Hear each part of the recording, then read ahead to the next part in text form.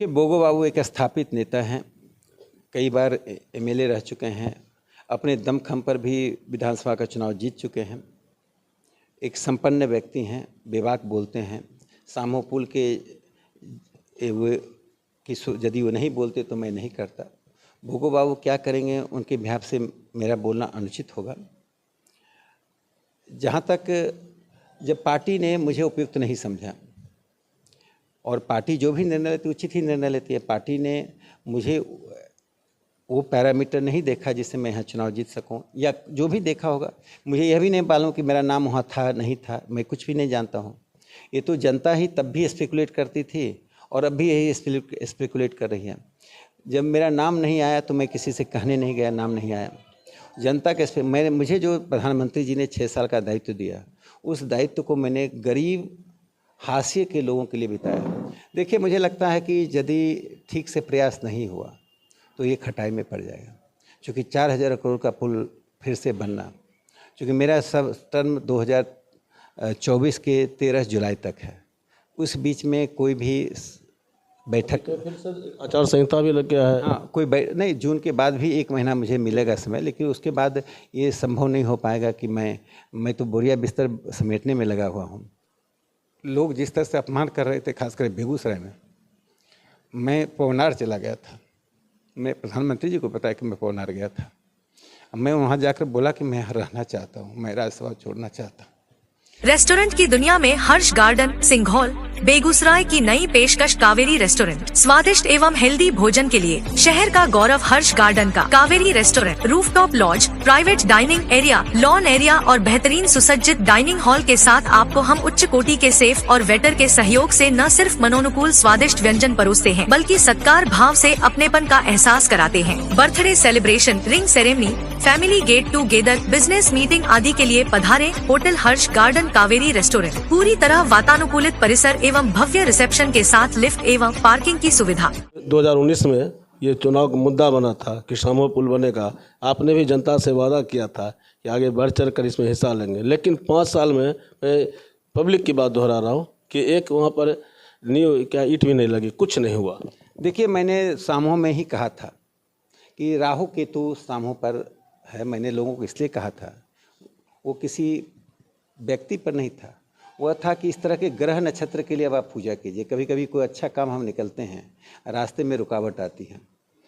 अभी सामो पुल भारत सरकार के गजट में आ गया, लैंड एक्विजिशन हो गया। अब NH नंबर मिलना था।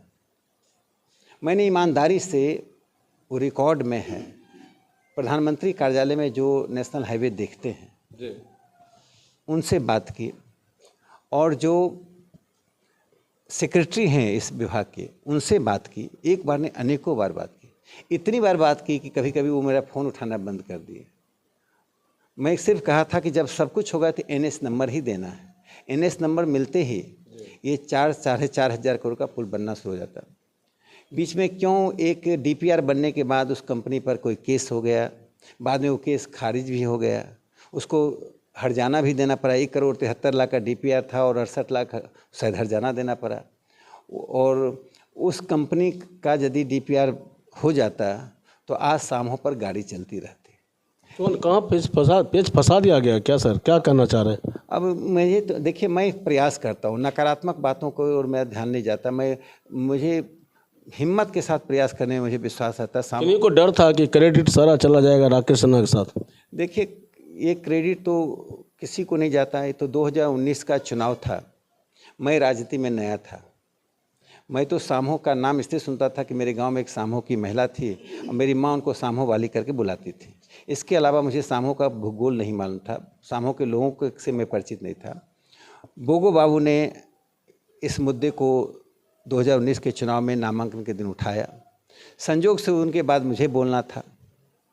मैं बोगो बाबू से भी पहली बार देखा है कि बोगो बाबू कोई MLA हैं, डिमांड कर रहे हैं, तो मैंने उनको रिस्पॉन्ड करते हुए कहा कि मैं इसको कर दिखाऊंगा।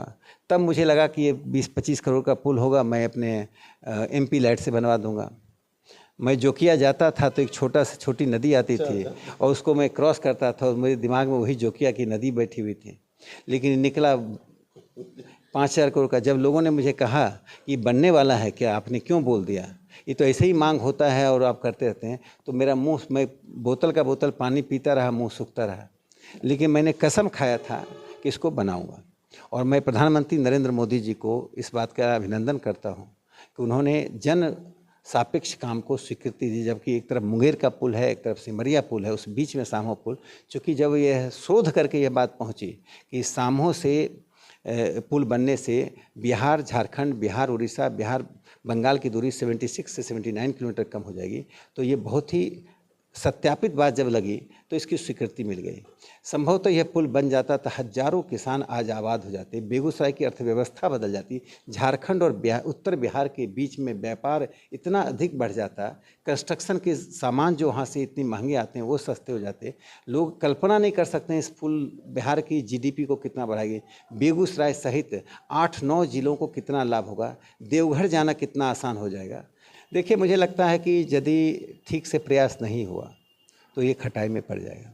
क्योंकि 4,000 करोड़ का पुल फिर से बनना, क्योंकि मेरा सब टर्म 2024 के 13 जुलाई तक है, उस बीच में कोई भी बैठक, फिर सर आचार संहिता भी लग गया है। हाँ, कोई नहीं, जून के बाद भी 1 महीना मुझे मिलेगा समय, लेकिन उसके बाद ये संभव नहीं हो पाएगा कि मैं तो बोरिया बिस्तर समेटने में लगा हुआ हूँ। क्योंकि मुझे लगता है कि यह राजनीति जनता को भी स्वीकार्य नहीं है।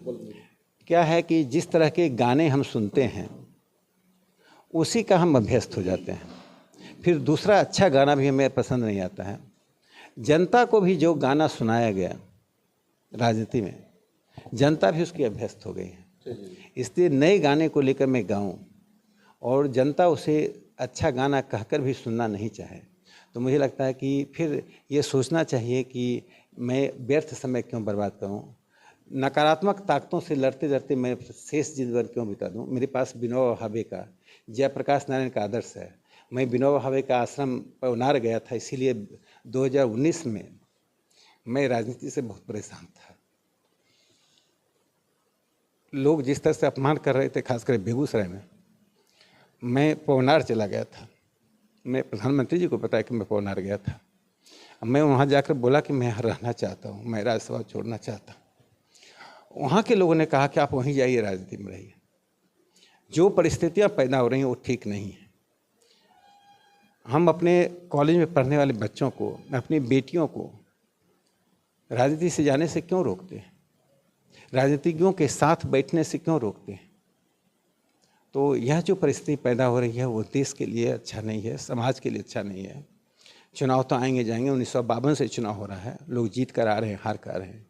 अगर मैं राजनीति से बाहर ही हो गया तो इस देश का क्या बिगड़ेगा, अगर मैं नहीं एमपी रहा तो क्या बिगड़ा। इतना ही मेरा एक दुख रहेगा जो शायद मेरी आत्मा भटकेगी कि दियारा चौर का मैं समाधान नहीं कर पाया।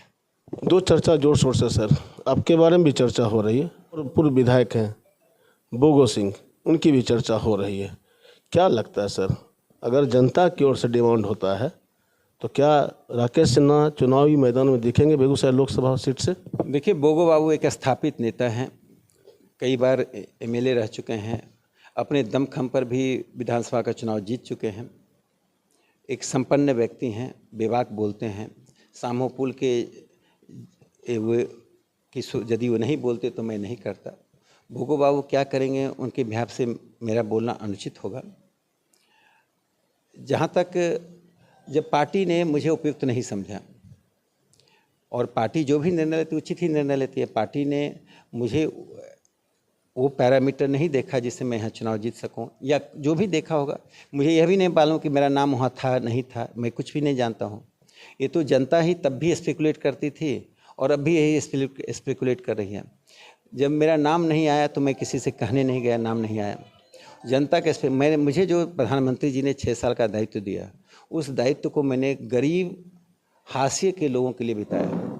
मैंने कोशिश की कि 6 साल में किसी बड़े लोगों के काम हो जाते हैं, बड़े धनाढ्य लोगों के घर पे जाना, उनको बुलाना, उनसे मिलना जुलना, इसमें समय नहीं बिताया। मेरे लिए वो साहनी का काम महत्वपूर्ण था, जिसके भाई का CBS आर्मी में हो चुका था और सिर्फ 3 दिन का उसके पास समय बचा था। प्रयास करते थक गया था कि उसके नाम में गलती थी और उसके भाई का आर्मी में होते हुए भी नहीं हो पाता।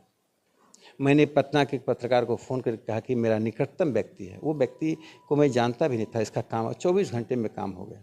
तो मेरे लिए वह महत्वपूर्ण व्यक्ति है कि कोई बोगो बाबू ने कहा, मुझे पटना के दिल्ली का टिकट था, उन्होंने कहा कि एक व्यक्ति किडनी का पेशेंट है और एक माँ बाप का इकलौता बेटा है। मेरा दिल्ली जाना महत्वपूर्ण नहीं था। मैं सोचा यदि मेरे बेटे का किडनी खराब होता तो मैं क्या करता, अगर मेरे बेटे का किडनी खराब होता या मेरा किडनी खराब होता तो मैं लोगों से क्या उम्मीद करता। इकलौता बेटा था, माँ बाप रोज़ मर रहे थे। बोगा ने कहा, मैं कहा अभी मैं चलने को तैयार हूँ। और हम अपने पार्टी कार्यकर्ताओं के साथ उनके घर गए, सफदरजंग हॉस्पिटल में बात की, इलाज की प्रक्रिया चल रही है। कुछ अभी व्यवधान आ रहा है, फिर मैं दिल्ली जाकर बात करूंगा, चूँकि फ़ोन से बात मैं स्वयं मिलने जाऊंगा, उसकी व्यवस्था करूंगा। तो सवाल है कि हम रात को अगर 2 बजे रात को भी यदि मुझे फ़ोन आता है तो मैं फ़ोन उठाऊं। अभी मैं जल्दी फ़ोन नहीं उठा पा रहा हूँ, कई कार्यकर्ताओं की शिकायत हुई है, चूँकि जिन कारणों से फ़ोन आता है उस पर जवाब देना मेरे लिए कठिन है। तो अभी तो मैं कार्यकर्ताओं से, लोगों से माफ़ी मांगता हूँ कि मैं कई सैकड़ों लोगों का फ़ोन नहीं उठा पा रहा हूँ। तो क्या करेंगे राकेश सिन्हा? अंतिम सवाल।